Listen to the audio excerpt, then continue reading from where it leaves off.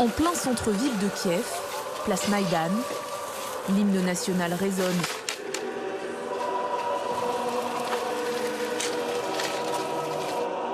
Un moyen de se donner du courage pour ces Ukrainiens venus préparer la résistance. Là, c'est bien. Toute la journée, ils entassent des sacs de sable pour former tout autour de la place des barricades. J'aide notre armée à défendre notre ville des occupants russes. On protège Kiev. On fait des barrages pour se protéger et pour aider les soldats. On n'est pas des militaires, juste des citoyens ukrainiens, des habitants de Kiev. On ne sait pas tirer, alors on aide comme on peut. Ici, des obstacles anti-chars métalliques ont été positionnés. Là, d'immenses blocs de béton. Ce père et sa fille d'origine cubaine se sont installés en Ukraine il y a 27 ans. Et ils ont décidé de se mobiliser. Pas question pour eux de quitter Kiev, au contraire. Si tout le monde s'en va, qu'est-ce qui se passera?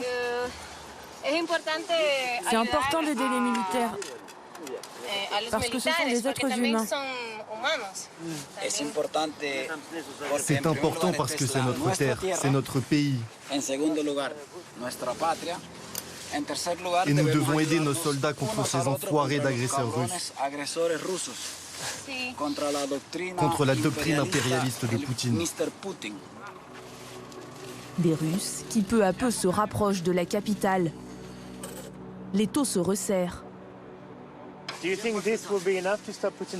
Tu veux parler de ça? Non. Mais notre force, c'est notre cœur. Le sable, ça peut aider.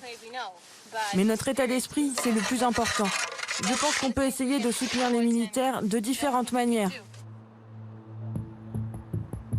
Des soldats postés juste à côté de ses habitants, ici pour sécuriser la zone, ou là, à ces checkpoints qui jalonnent les plus grandes artères de la capitale.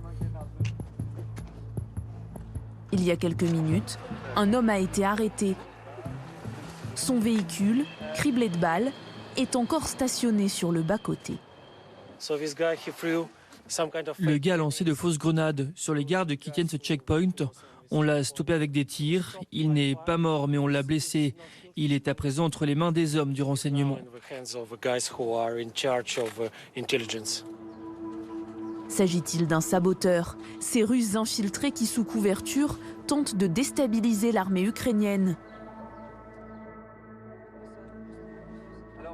Pour les hommes engagés au sein de la garde territoriale de Kiev, la consigne est claire. Nous sommes en plein cœur de la capitale de Kiev, devant une caserne de la garde nationale. Et regardez le message adressé aux habitants. On défend, on ne panique pas. C'est vraiment le sentiment qui domine ici. Une détermination sans faille et une coopération permanente entre l'armée et les civils pour débusquer l'ennemi. D'abord visuellement, parce qu'ils sont différents de nous. C'est difficile à l'expliquer à quelqu'un qui n'a pas d'expérience militaire, mais nous les voyons. Ils ont un accent et une langue différente de la nôtre. Il y a aussi d'autres moyens, mais on ne va pas les divulguer ici. En réalité, c'est assez facile avec l'aide de la population. Elle nous aide à signaler les infiltrés. Ils nous préviennent dès qu'ils voient des chars ou des blindés. C'est assez facile. Selon les informations du ministère ukrainien de l'Intérieur, des hommes des services secrets russes et du renseignement militaire seraient malgré tout déjà implantés à Kiev. Installés bien avant le début de la guerre, ils sont aujourd'hui chargés d'aider à préparer l'invasion de la capitale.